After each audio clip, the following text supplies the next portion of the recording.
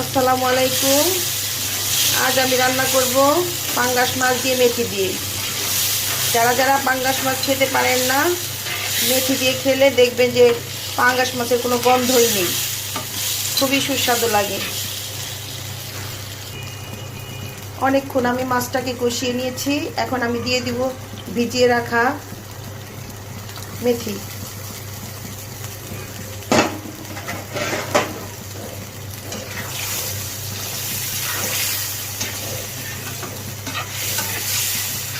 মেথিটাকে আমি হালকা তাপে একটু ভেজে পানি দিয়ে সিদ্ধ করে নিয়েছি।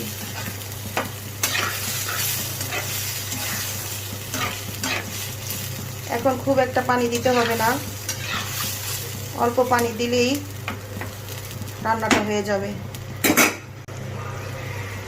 এই তো হয়ে গেল আমার পাঙ্গাস মাছ দিয়ে মেথি।